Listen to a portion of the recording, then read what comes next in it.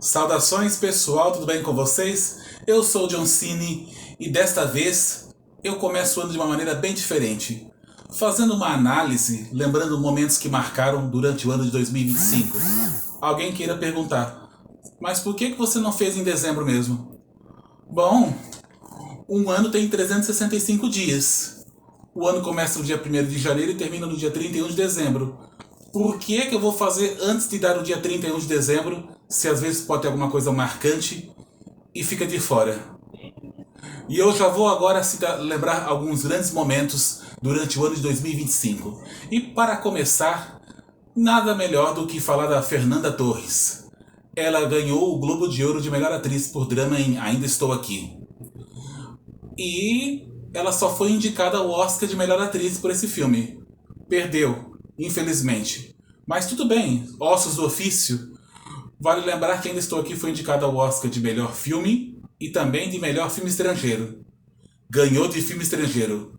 O Brasil faz história com a sua primeira e única vitória em relação ao Oscar de melhor filme estrangeiro. E sim, viva o cinema brasileiro, que o cinema brasileiro tem potencial e outras coisas a mais. O cinema brasileiro é muito importante, tem coisa boa, e o que você vai encontrar de ruim em filme brasileiro vai encontrar em filme de qualquer país. É desculpa para depreciar cinema brasileiro. E já que eu falei em cinema brasileiro, não posso deixar de lado uma coisa importante.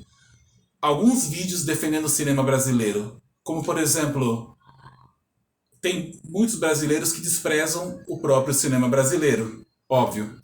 Mas tem muitos estrangeiros, que é uma contrapartida nesse caso, muitos estrangeiros valorizando mais o cinema brasileiro do que os próprios brasileiros. Inclusive falei os depoimentos de alguns diretores estrangeiros, como Jean-Pierre Jeunet é um deles, que valorizam o cinema brasileiro. E também outros meios como a retomada do cinema brasileiro, outros fatos importantes assim relacionados ao cinema brasileiro. Anos ausentes do cinema brasileiro, que aconteceu na época do governo de Fernando Collor, e a retomada do cinema brasileiro em 1995, no qual completou 30 anos no ano passado. E o momento Tokusatsu, fazendo uma homenagem aos 40 anos de Changeman e Jaspion. E assim, como é que eu vou dizer para vocês?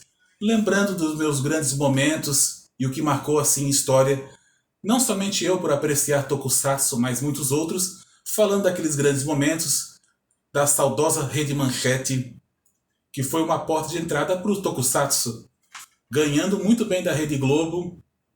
A Rede Globo também teve seus momentos de fraqueza, não foi assim, sem, como é que eu vou dizer, ganhando sempre. Mas a questão é, o Tokusatsu foi graças à Rede Manchete, falecida em 1999, é claro. Também não posso esquecer de vídeos meus explicando a origem do funk e a origem do sertanejo.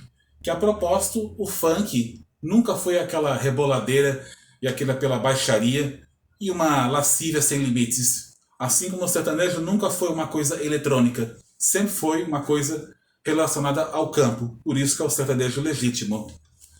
Também não posso deixar de lembrar do cinema em si. Eu fiz uma homenagem ao cinema mudo, a sua importância e como era um desafio assistir filmes mudos. Ou melhor, não era tão desafiador assim, porque trabalhava muitas expressões faciais, mas era uma coisa interessante, marcou a história do cinema mudo, até a chegada do cinema falado, que eu falei um trecho sobre isso, e o cinema preto e branco para o colorido.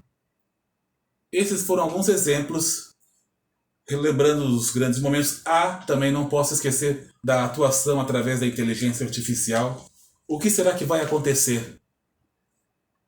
Atores e atrizes serão substituídos por pessoas que são da inteligência artificial? Atores e atrizes que não existem? É uma coisa que eu não acredito. No teatro eu sei que já fica mais praticamente impossível do que possível, já que teatro é ao vivo. Mas o fato é que atuações de inteligência artificial não substituem, porque elas não têm alma. E mesmo que seja fingimento e interpretação, ainda tem alma.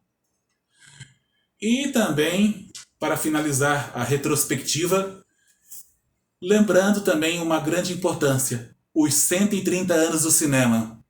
Imagina se a retrospectiva fosse um dia antes, não dava para falar. 130 anos de cinema, o quanto ele foi importante no final do século XIX, para o século XX ser o maior destaque, e claro, o século XXI também. Bem, pessoal, essas foram algumas lembranças da retrospectiva 2025 e os grandes momentos de vídeos que eu lancei ano passado.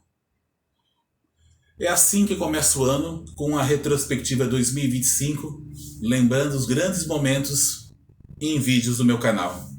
Muito obrigado por assistirem, até a próxima vez e que Deus abençoe vocês.